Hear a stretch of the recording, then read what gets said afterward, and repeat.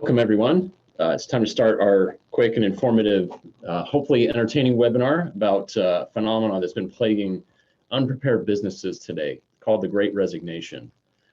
If you're a business owner, business executive, or in any capacity responsible for the well-being and ultimately the performance of your employees, you're definitely in the right place today. Pay close attention for the next hour or so, and I'm going to try to be quick and get you through this. So I'm going to start out with some interesting statistics that you may or may not be aware of. In the last quarter, 12 million workers quit their jobs from June to August, and that's according to the Department of Labor. Just 2 days ago, they also announced that another 4.5 million people resigned in September. So while that pace can't really keep up forever, it's very troubling how fast and how many people are quitting their jobs, especially for those who are looking to find good workers. So how bad is this actually going to get? Consider the results of a PwC PricewaterhouseCoopers study in August. So this is really recently. It shows that 65% of employees are actively looking for a job. That's 65%. And that doesn't even include people who don't want a job and are leaving the job force altogether. We'll address that one in just a couple minutes. The cost of replacing just one employee on average costs 125% of their average salary and can go all the way to 200% for skilled workers. The cost of turnover for a 100-person company on average is around $2 million per year. So for any organization, losing a third of its workforce could be devastating. And a lot of companies are not going to survive this Great Resignation because of this highly competitive and tight labor market.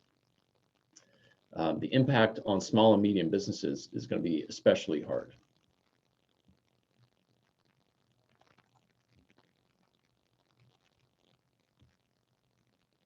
Okay.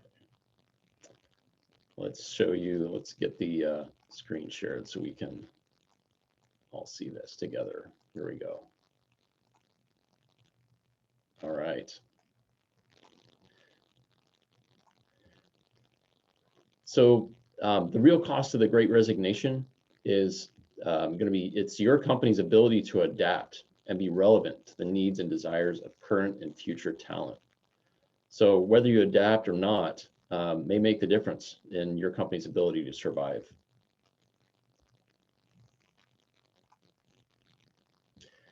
My name is Matt Michelson. I help small and medium businesses implement specific wellness programs to increase employee retention rates. So we do a lot of research at Wallio to make our own programs better, but along the way we uncover information that's helpful in other areas where we don't provide services. So while we don't specifically provide services for everything that I'll present today, I'll share some key points from all those areas because I know that they're important to you. Today we'll spend a few minutes understanding why the Great Resignation is happening, key drivers for that new phenomenon, and some of the drivers are very obvious and some are less so. We're going to take a glimpse behind the curtain and see what your competitors are doing to deal with it and where they are finding success. I'll share some strategies with you that do work, and a few surprising things that used to work but actually don't anymore. And we'll review a few easy actions or low-hanging fruit that you can use to start right away today with your workforce to improve your retention rates. It's going to be interesting, and you're definitely going to want to hang on till the end. So the Great Resignation, or the Big Quit, as it's come to be known, has started early on in the COVID-19 pandemic. The resignation rates dropped because people who were naturally worried about quitting their job for fear of not being able to find a new job in a down economy.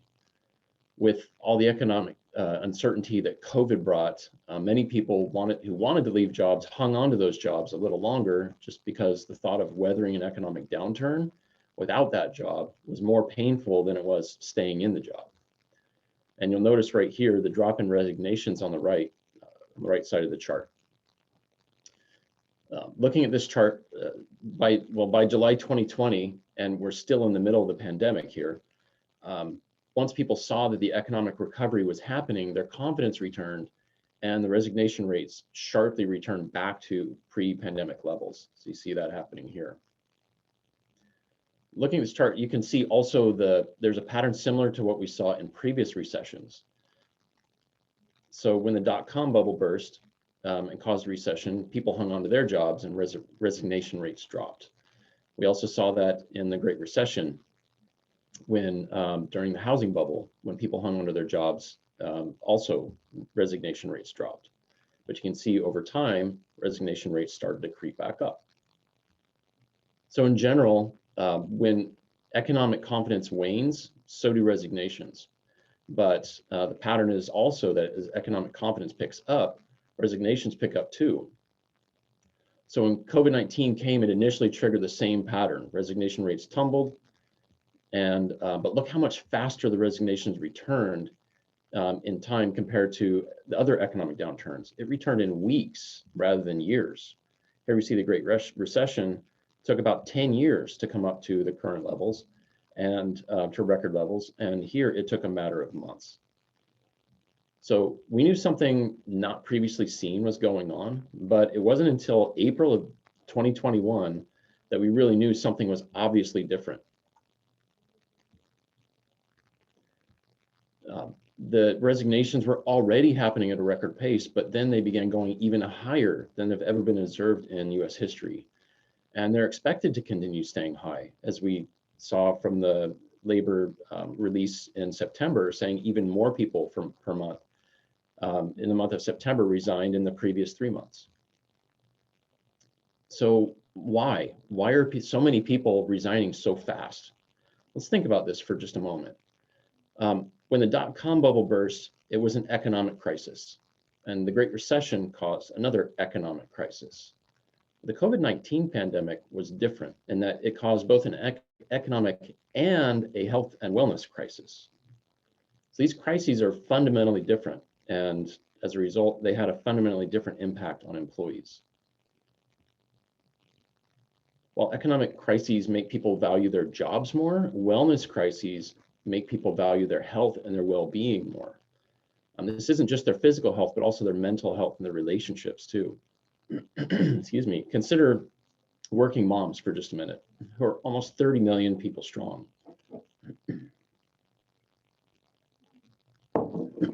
Almost 13 million working mothers, are about 45% of that demographic. They left their jobs to care for school-aged children at home during the pandemic. Consider that before the pandemic, they were already getting paid less. They were making less money than their male counterparts. They had to spend a large amount of their income on childcare expenses. And if theirs was the second income, it was being taxed at a much higher marginal rate than their primary income earner. So in the end, much less money that they earned was actually coming home. After realizing that staying home with their kids was possible, and more often rewarding than going to a job where half their pay was getting taken away anyway, is it any wonder that only 3 million out of those 13 who left have never returned? That's 10 million people who are no longer participating in the job force. And working mothers aren't the only ones rethinking their jobs. During the pandemic, when we were all sheltering in place, we spent time away from our offices and our jobs, and we had more time to spend with our families and to rethink our priorities. Especially in light of this potentially deadly illness confronting us, and not to mention the economic turmoil and the societal turmoil that was all going on too. So millions of us had time to think about what really matters to us and what we want life to be about, and really asked ourselves, am I on the right track in life? So COVID forced a lot of people to take time for a very deep breath. So pause for a moment and let's remember what that felt like. Take a deep breath with me all together, everyone on this call, and there's a chance that you can feel that again, what you felt before. Just close your eyes for a second, take a deep breath and do it with me. 1, 2, 3.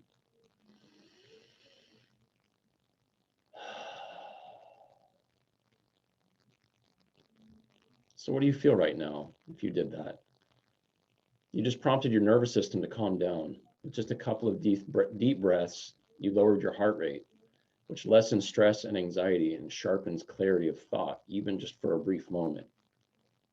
That moment of clarity that just happened to us happened for millions of people. So many people are finding themselves not fulfilled enough, dissatisfied with their jobs, not making progress in life in the direction they want to go. Others are getting even more clarity on the values that their values are now completely changing in a different direction they want to go altogether. So in these moments of introspection that people have had during this pandemic, millions of people realize they've been in a rat race, not making any real progress towards finding happiness. They worked harder to get more money, to buy more things, and felt like happiness was just around the corner. But once their job was no longer at the center of their lives, their light bulb moment happened. And they saw that the old version of happiness just wasn't coming and that they had new motivation to change. So the Great Resignation phenomenon really has a very strong well-being component to it. Workers are leaving their employers and sometimes the workforce altogether, as I've already mentioned, because they're completely dissatisfied with what it offers. They don't find purpose or meaning in their work, or they think that the working environment negatively impacts their sense of physical, mental, and relationship well-being. You can think of the Great Resignation as in another way, as a great awakening. So millions of people's values shifted away from having their identities tied up in the amount of money they make and in their job titles. So with all of this going on, what can you do as a leader of a company to retain employees who have this new mindset? If I had one word to describe what you can do, the word would be to care. You should care about your employees. It may seem like a little bit of a surprise. Caring is not exactly a task that you can just do and move on to something else. It's a state of being. It's a mindset, something that you keep doing and demonstrating to employees every day. So it sounds a little woo-woo, but I'll give you some concrete things and meaningful ways that this can be done. You need to first create an environment where employees feel cared about, like they're understood and they're truly valued as individuals and not just as an asset or a resource, as we tend to call them. I don't mean you need to go around giving everyone hugs, but there's things you can do to become a leader who truly works to understand what makes the lives of your employees better, and to ensure that your other leaders who are in your organization do this too. So let's think about the different aspects of care that people, areas that they value in their lives. Occupational, provide training, provide transparency, fairness, opportunities to learn, advance, and grow.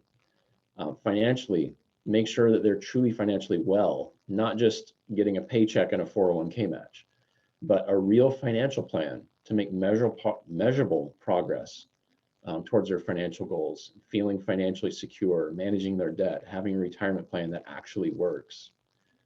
We'll come back to that one here in just a little bit. Societal, where you care about their families, maybe even organized parties and social events. Physical wellness, where you make sure that they take vacations regularly, encourage proper sleep, and keep themselves in good physical health.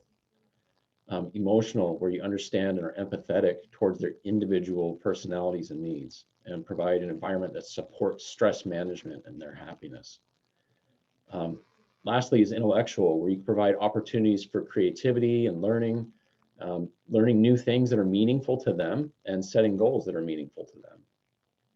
You might be thinking, well, that's a lot. And yeah, that is. And it does go well beyond the mindset of, I pay you a salary and you show up on time and do what I say. You can tell the difference there. That one doesn't feel like anyone cares. You might also be thinking, well, I'm running a business here, not a daycare. People just need to suck it up and get to work. Well, as you can see from the trends, just earning a paycheck doesn't work for people anymore. They want something different. They want something better. They want their work to fit with, or at least support their values, to know that they're understood and valued. And while you may be seeing dollar signs all over the place, thinking that's going to be expensive, these examples don't necessarily have to cost you more money. While some perks do involve additional investment, some involve an investment of time and just a shift of culture. So even before the pandemic, There were a lot of misconceptions about what employees really wanted. And now after the pandemic, it's even more. So let's test your knowledge for a second and see how these misconceptions might be affecting you and your company. So here's a couple of perks that are commonly offered to retain employees: higher wages and health insurance. What do you think is more valued by employees in general? A recent study from PricewaterhouseCoopers shows that the top managers in companies often have the wrong idea about the value employees place on the incentives they're offered. So in this case, if you've had to make a guess, health insurance is the winner. Now, don't get me wrong, everybody loves more money, no question about that. However, many employers think that if they pay higher salaries rather than subsidizing health insurance plans, they're giving more flexibility to employees to get insurance they want. In reality, though, many people have had bad financial habits and they end up spending their entire paychecks and forego getting health insurance altogether unless they're actually forced to. So when they're facing a large medical bill, they get into debt, or even worse, they blame their employer for not paying them enough and start looking for one that provides that perk. Also, for those who do get individual insurance, that process can be extremely confusing and it's a lot of hard work, can be. And people still aren't confident that whatever plan they do end up with actually meets their needs once they do have it. So in short, dollar for dollar, health insurance has a bigger payoff in employee retention than bigger paychecks do. Here's two more perks to compare. And which do you think employees value more? So offices with amenities like free coffee, free snacks, or even fun amenities like a game room, ping pong tables, or a climbing wall, or flexible work arrangement where employees can work where and when they want and within reasonable constraints, of course, as long as they remain productive. The answer here is flexible work arrangement. Surprisingly, this answer is true for all ages, including millennials. So while a fun office might be a great marketing trick to attract employees based on emotion, it's not something that's going to keep them long term. So I'm not suggesting that you go out and get rid of your coffee machines, but just know that flexible work arrangement is far more effective in retaining employees because it better supports their personal values. It requires establishing a stronger trust and bond between employees and their managers, for sure, because there's less oversight. But once that's in place, employees usually feel less micromanaged, which is really good for both the company and the employee, and can lead to a better work-life balance, again, which is what employees are looking for. So flexible work arrangements and that work-life balance were frequently named as the #1 thing employees valued about their jobs, even before the pandemic. Now, with employees being much more values-driven, it's even more important than ever and will help you increase your employee retention if you're able to increase their work-life balance. Here's your last test. Which perk do you think employees value more? Unlimited vacations or wellness programs? Now this one is tricky, but there's actually a clear winner. The winner is wellness programs. You might be asking, well, who doesn't want unlimited vacation? Isn't that true work-life balance that people dream about? In theory, yes, that is true, but the reality is actually very different. And there's two main issues with unlimited vacations. First is that some employees overuse it. And to avoid that, companies end up implementing usage caps and tightening down on performance expectations, which kind of defeats the original point of that program, of that perk. The other rather unexpected drawback of unlimited vacations is that since vacations are unlimited, employees tend to value their vacation less, and they tend to actually use less vacation.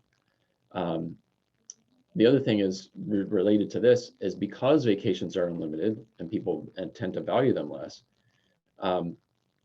coworkers tend to respect vacation boundaries less. So they expect their employees and coworkers to attend remote meetings while they're on vacation and expect them to do office work while they're on vacation. So studies have consistently shown that employees who don't take vacations perform lower than those who do. And employees who do take regular vacations rate as more effective, efficient, creative, and productive overall. So on average, statistics show that companies with unlimited vacation policies take only slightly more vacation time than employees that actually have those policies. Now let's shift and look at wellness programs for a second. An effective wellness program must be comprehensive and go well beyond just offering gym memberships or healthy eating tips. It must address a variety of real needs. So physical, emotional, financial, lots of different needs and not just one. It shouldn't be just informational, where you hand out brochures about, healthy eating habits, but it actually involves active engagement to change and improve people's lifestyles habits. It must be accessible to all. So when employees see perks that executives get and that they don't, it can actually cause resentment. I'll actually talk a little bit about this in just a minute. And when wellness programs are executed well, it actually performs very high in retaining employees. So while some perks are especially take a long time, especially cultural changes, it can take a while to get those things going and show improvement. A strong wellness program, however, can actually be implemented fairly quickly and provide immediate benefit. When it's done right, it shows a higher perception of care that management has for their employees that I talked about before. So let's look at some things really quick that don't work. So employee of the month. So it may make one person feel special for a short time, but it's highly subjective. In choosing that person is highly subjective, and it can actually demotivate the other people who are also doing a great job. Exclusive benefits are benefits that don't apply to everyone. I mentioned a minute ago. It's common for executives and top management to have special perks, but when they gain access to certain amenities that their peers don't have access to, or that are not available to everybody else, it can actually harm morale and create kind of an elitist culture of exclusion, which is actually opposite if you're trying to establish a culture of care. Employee discount programs, they fundamentally don't work because the products and services offered are rarely the best deals that are out there, and they're largely not aligned with what employees actually want. And just in general, just across the board, any benefit that doesn't solve an actual problem or isn't aligned with employee values just don't work. So a key question to ask yourself is, when you're looking at your own benefits that you offer, does this benefit actually solve a need my employees have? So for example, an open bar full of craft beer sounds great, and that's surely going to bring all the boys to your yard, right? But over time, lavish perks like that just fall by the wayside because they really don't serve a practical need that people have. So if a benefit doesn't solve a problem or support their values or doesn't meaningfully improve their lives, spend your dollars elsewhere. So what benefits actually work? What are the most effective, in demand, most appreciated, most valued benefits that will help you attract and retain talent? So I'll start out by saying before the pandemic, the number one most effective and most demanded benefit was health insurance, surprisingly. The second, and we've already covered that one and why. The second most effective benefit was actually leave benefits, which includes paid time off, vacation days, and sick leave. Now this contributes to work-life balance, which is even before the pandemic was important. But post-pandemic, its demand is even higher. The third most desired perk to increase employee retention is performance bonuses. Employees want to be recognized and rewarded meaningfully for their hard work, and failure to do so can lower morale and affect your retention overall. Next is retirement accounts. So while this is highly valued by employees in its current form, it's an incomplete offering when employees don't know how to utilize it well, and they're not participating in it. So without increasing your cost to administer your retirement plans, there are ways that this perk can bring much more value to your employees and become a more powerful retention tool for you. And I'll talk about that more in just a minute. To round out the top 5, we have professional development. So a high number of employees leave workplaces simply because they seek more growth opportunities rather than being driven solely by a paycheck. So these top 5 most effective benefits were must-haves before the pandemic and are even more so now. So if your company doesn't offer these yet, I highly recommend looking into providing these to attract and retain your talent that you have. So there's actually more. There are 2 newcomers to this group. Remember, because the pandemic changed people and they changed their values and perceptions and their priorities, they now value more and care more for work-life balance. So people feel a much greater need and desire for flexible work arrangements. And a relative newcomer, new kid on the block, financial wellness programs. So let's start with flexible work arrangements really quick. Now, again, they're popular before the pandemic, but they have become mainstream now. So with people having to work from home for many, many months, for many people having to work from home many months, they've realized that technology has just made it easy for them to get their work done outside the office. And people who are even, client-facing jobs can meet with clients remotely. No more commuting in traffic to work, no more waiting in lines to see doctors and other specialists, no more having to have appointments and go there in person. No more having to do a lot of things in an office that we're perfectly capable of doing from home. So consider providing remote work options for your employees, obviously depending on their responsibilities. And even if you aren't willing to do it full time, even for just a couple days a week, while not all jobs align with that option, there are just many that do that you might not even think of. So for instance, my doctor works 1 day a week from home and now calls patients to discuss test results or check in on treatment progress. It's much more convenient and efficient for him and for me, and it's a highly appreciated benefit for both of us. You should also look into the possibility of self-scheduling, where employees can set their own schedule and within reason allow for flexible work hours. So some might want to shift their workday to start and end earlier. Others might want to start and end later. Some may want to split their time between 2 short shifts in a day, while others may want to work a few longer shifts in a week and end their work week a day earlier. So as long as the employee can reliably achieve results and demonstrate meaningful progress to be effective, this is something you should definitely consider. Also consider that 90% of employees recommend working remotely to a friend, and over 50% prefer flexibility over a salary increase.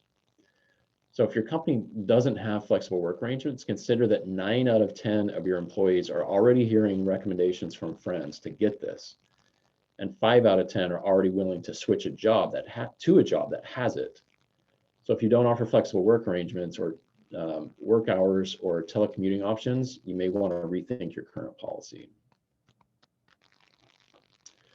So let's talk briefly about the financial wellness benefit. This is a relative newcomer on the block, as I mentioned before.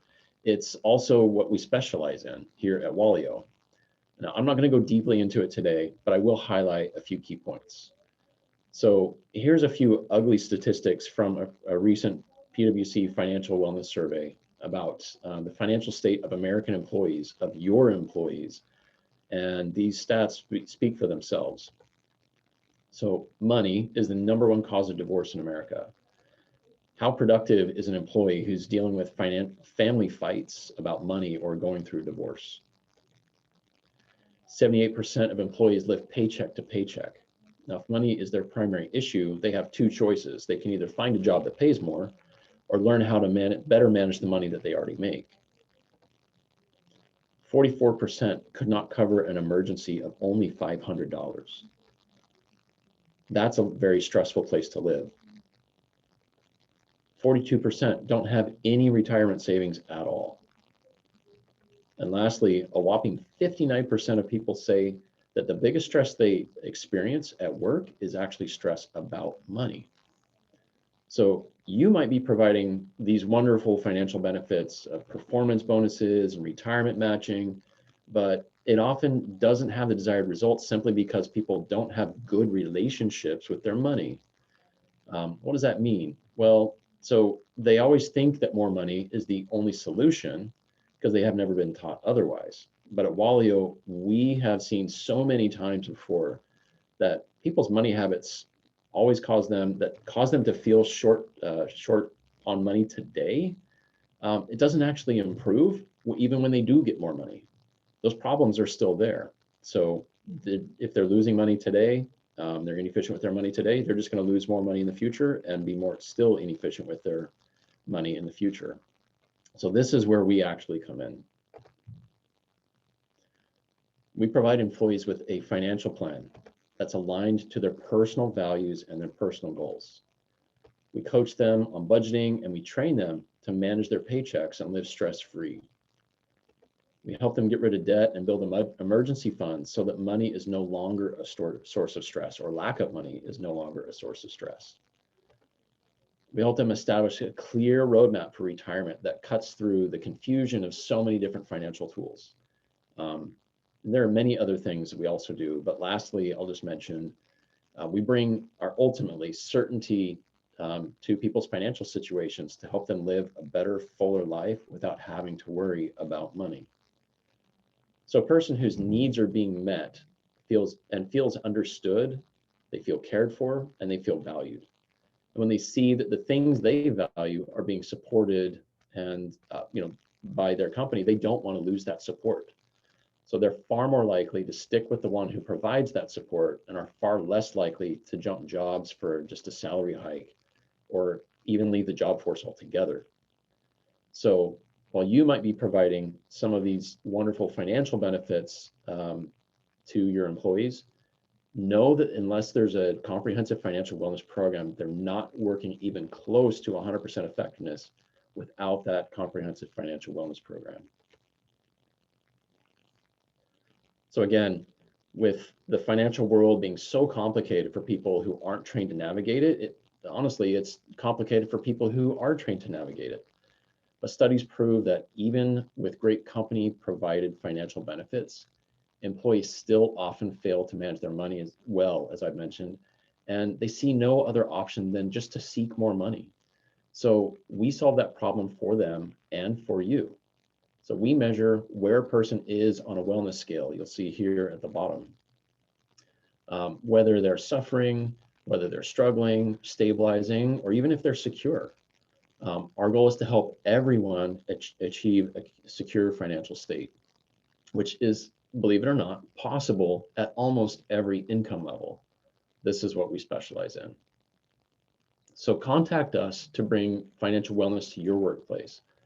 Let's continue. I'll get to that also in just a minute, but let's look into a few things that you can start doing today, right now, to improve your employee retention rates and possibly some unconventional but highly effective approaches. So these are essentially free, most of these recommendations, but they're highly effective tactics. So recognize your people more. Don't just make it a competition like Employee of the Month. Make it recognition. Don't just recognize the top performers either. Recognize contributions and wins of all performers. A recent survey shows that 63% of employees who are recognized are less likely to look for a new job. And on the flip side, lack of recognition drives 44% of people to look for a new job. Also, drop by more, stop in more to see your people. Make it a routine to drop by at least 3 employees every week. Seek people who do things right and provide personal acknowledgement and appreciation. Do this consistently and it'll pay off. It could take you just about an hour a week, but the results will begin to show even with the people that you didn't talk to. People talk to other people. They'll talk about your appreciation to their coworkers. In general, the person who you talk to and the people they talk to will perform better, go the extra mile, and be more motivated. And your managers, following your example, will be more likely to transfer that appreciation, energy, and engagement to other employees. So this little adjustment alone to behavior of a leader can bring major improvement to a company culture. Another item here is befriend your people. People stick around friends and generally don't like change. So if your office is full of friends working on the same, objectives, they have higher chances to succeed and stick around longer. So while you don't need to hang out with each other on the weekends, just paying attention, showing empathy, and understanding goes a long way to building professional relationships and friendships. Encouraging employees to share with you things about themselves. Sometimes that can be hard, but remember, in order to do that, you first have to do that in order to build their trust. So what are you willing to share about yourself? Encourage people to socialize outside the office. For example, you can take a company or department outing to celebrate some notable milestone or accomplishment. Train your managers to have frequent, meaningful conversations with their employees about what really matters to them.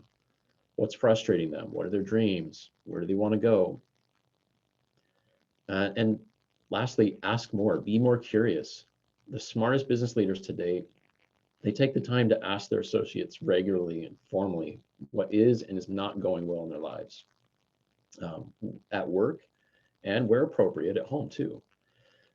The best-in-class leaders are not just asking for feedback, but they're taking action on the feedback they get. So these employers are finding pain points for employees and they're getting them out of their way. Most people are reasonable, and what they simply want at a minimum, though, is that their leaders take the time to honestly communicate about what's happening and going on and to be asked for their input. So here are some unconventional ways that companies can implement, ideas that companies can implement to retain their employees. Rather than just recognizing them with gift cards or merchandise, recognize them with paid experiences. So think about this for a moment. Outside of work, people are saving to go to a music festival or go on a safari or to take family to some life-changing vacation. People save their money for experiences. When companies understand how their people spend their time outside of work, if they realize that they can provide these experiences that employees dream about, they can actually form a huge bond and a lot of company loyalty with that individual. So someone dreams of skydiving but procrastinates to take the first step. Someone dreams of taking their family to live off the grid for a couple weeks, but schedules don't seem to work out. Someone wants to go see the Northern Lights. Whatever it is that the employee dreams about, if a company can understand and provide this and organize these life-changing experiences for them, they can permanently change the employee's attitudes towards the company. In the eyes of employees, the company turns from a place where you have to go to make money and eventually fund their dreams to a place where you actually go because you can directly achieve your dreams there. Wouldn't you be excited to work in a place where your dreams come true? So the Great Resignation has created a disruption for many organizations. And while many companies see this as a threat, smart businesses see this as a tremendous opportunity. The market's being flooded right now with people looking for something better and people who have had enough of organizations that don't care.